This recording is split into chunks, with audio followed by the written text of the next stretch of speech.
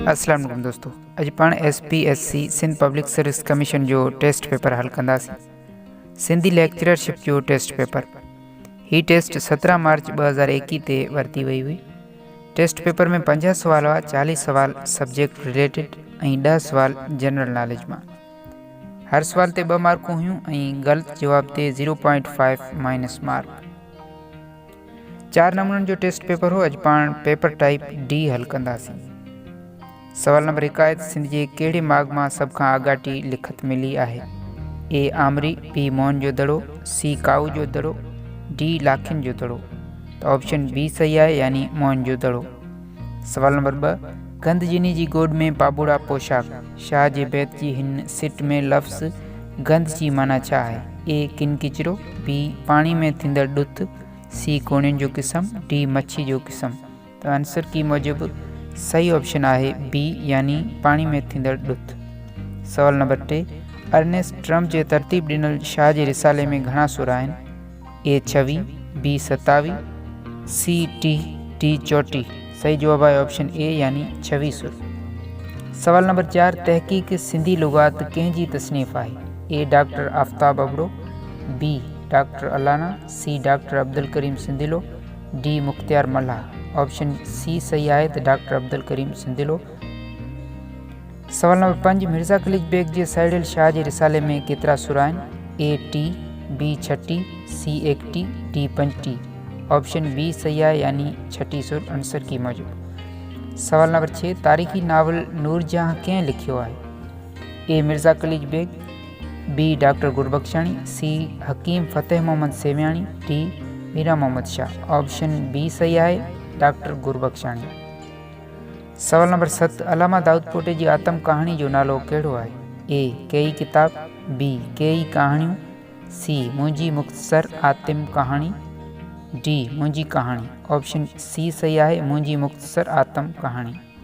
सवाल नंबर 8 मशहूर नज़म खानम गोगोश कंहिंजी लिखियल आहे? ए अमर सिंधु, बी हसन दर्स, सी अनवर काका, डी सईद मेमन। सही जवाब है हसन दर्स, यानी ऑप्शन बी सही है। सवाल नंबर 9 सानेट सिंधी बोली में मकबूल शायरी है। सानेट कहिड़ी बोली जो लफ्ज़ है? ए लातीनी, बी रूसी, सी इटालियन, डी अंग्रेज़ी। सही जवाब है ऑप्शन सी, यानी इटालियन बोली जो लफ्ज़ है सानेट। सवाल नंबर 10 हेठिन मां कहिड़े लेखक जो सफ़रनामो लिखियल न है?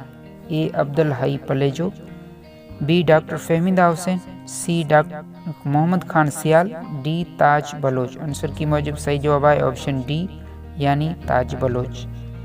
सवाल नंबर 11 ससी जी माना छा है? ए जबल, बी चंड, सी डंड, डी रात। सही जवाब है ऑप्शन बी, यानी चंड। सवाल नंबर 12 सिंध में पहिरियों अंग्रेज़ी सिखंदड़ अदीब कहिड़ो हो? A Mirza Qaleech Beg, B Diwan Nandiram, C Udharam Thavardas, D Mirza Qaleech Beg. Answer key मूजिब सही जवाब है ऑप्शन सी, यानी उधाराम थावरदास। सवाल नंबर 13 सिंध में सरकारी अमलदारन के सिंधी बोली जो लाजमी तौर इम्तिहान पास करण कहिड़े अंग्रेज़ अमलदार जे दौर में हुक्मनामो जारी थियो? A captain John Stack, B commissioner Bartle Frere, C Richard Burton, D mister Ellis. सही जवाब है ऑप्शन बी, यानी कमिश्नर बार्टल फ्रेयर। सवाल नंबर 14 दारू ऐं कारूं आतम कहानी कंहिंजी लिखियल आहे? ए शेख अज़ीज़, B Ghulam Hussain Rangrez, C Sheikh Ayaz, D नजम अब्बासी। सही जवाब है ऑप्शन ए, यानी शेख अज़ीज़। सवाल नंबर 15 दास्तान लैला चनेसर में चनेसर जी हुकूमत किथे क़ाइम हुई? ए देवलकोट, B लियोर, C Mirpur Mathelo, D Mirpur साकरो। सही जवाब है ऑप्शन ए देवलकोट। सवाल नंबर 16 पखड़ा ऐं पवार कंहिंजी तसनीफ़ आहे? A Ustad Bukhari, B Tanveer Abbasi, C Sarwech Sajawali, D Abdul Karim Gadai. सही जवाब है ऑप्शन डी, यानी अब्दुल करीम गदाई। सवाल नंबर 17 हाथी घोड़े खां वॾो जानवर आहे। हिन जुमिले में कहिड़ी सिफ़त इस्तेमाल थियल आहे? ए सिफ़त तफ़सील, बी सिफ़त मुबालगो, सी सिफ़त ख़ालिस, ऐं डी सिफ़त ज़मीरी। सही जवाब है ऑप्शन ए, यानी सिफ़त तफ़सील। सवाल नंबर 18 नाविल कहिड़ी ज़बान जो लफ्ज़ आहे? ए अंग्रेज़ी, बी फ्रांसीसी, सी अतालवी ऐं डी लातीनी। आंसर की मुजिब सही जवाब आहे ऑप्शन सी यानी अतालवी ॿोली। सवाल नंबर 19 ॿारनि जी शाइरी जो किताब किरणा किरणा कंहिंजो लिखियलु आहे? ए ख़ालिद आज़ाद, बी यासिर काज़ी, सी अदल सुमरो, डी मक़सूद गुल। सही जवाब आहे ऑप्शन डी यानी मक़सूद गुल। सवाल नंबर 20 लफ़्ज़ सिंधु जी माना छा आहे? ए तमामु वॾो दरिया, बी बाग़, सी क़दीम तहज़ीब, डी ॿेट। सही जवाब आहे ए यानी तमामु वॾो दरिया। सवाल नंबर 21 2020 ईस्वी साल जो अदब जो नोबेल इनाम कंहिंखे मिलियो? ए लाउसी गिलक, बी बान की मून, सी ट्रांसटोमर, डी मारियो वेगास। सही जवाब आहे ऑप्शन ए पर लाउसी गिलक, पर हिन जो सही नालो लुइस गिलक आहे। सवाल नंबर 22 शाहजहाँ शिदाई किताब कंहिंजो तरतीब ॾिनल आहे?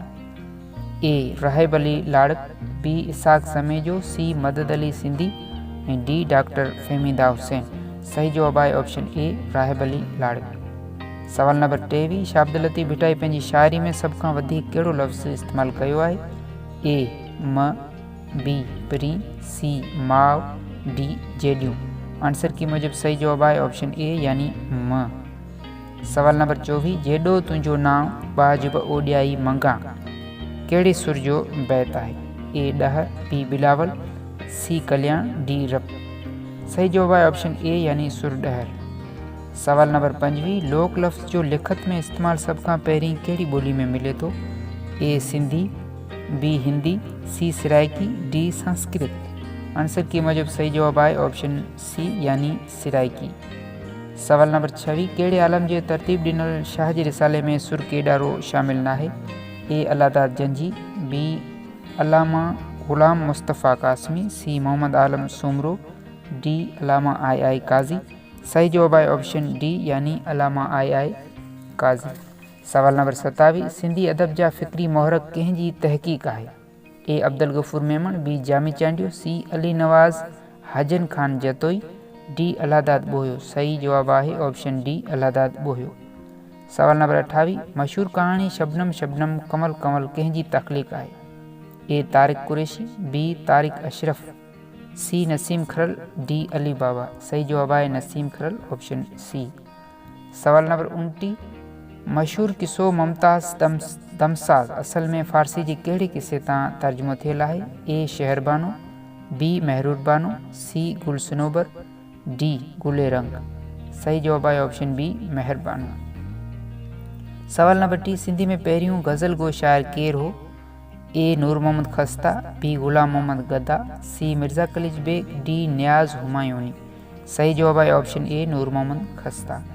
सवाल नंबर 31 शाह अब्दुल लतीफ़ भिटाई जी कहिड़े सुर में कींचर जो ज़िक्र आहे? ए कल्याण, B Sarang, C Kamot, D केॾारो। सही जवाब आहे ऑप्शन सी कामोट। सवाल नंबर 32 इल्म सर्फियत छा जो इल्मु आहे? ए लफ़्ज़नि जो, बी आवाज़नि जो, सी ग्रामर जो ऐं डी मानवियात। सही जवाब आहे ऑप्शन ए लफ़्ज़नि जो। सवाल नंबर 33 मौजूदा सिंधी रस्मुल ख़त कहिड़े साल में राइज थी? ए 1843, बी 1853, सी 1947 ऐं डी 1972। सही जवाब आहे ऑप्शन बी 1853। सवाल नंबर 34 शाह अब्दुल लतीफ़ जो रिसालो अरबी में कंहिं तर्जुमो कयो? ए अब्दुल गफ़ार सुमरो, बी इब्राहिम जोयो, सी फज़ल रहीम सुमरो ऐं डी उस्ताद लगारी। सही जवाब आहे ऑप्शन सी फज़ल रहीम सुमरो। सवाल नंबर 35 गैलरी मां किरियल वजूद कहाणियुनि जो लिखियल मजमूओ कंहिंजो लिखियलु आहे? ए जुमन अहमदाणी, बी अमर लगारी, सी परवेज़, डी राज़ शर। सही जवाब आहे ऑप्शन डी राज़ शर। सवाल नंबर 36 उदास वादियूं कंहिंजी तसनीफ़ आहे? ए महताब महबूब, बी नूरुल हुदा शाह, सी हमीद सिंधी ऐं डी ग़ुलाम नबी मुग़ल। सही जवाब आहे ऑप्शन सी हमीद सिंधी। सवाल नंबर 37 मावराई तहरीक जो पहिरियों मंशूर कंहिं लिखियो?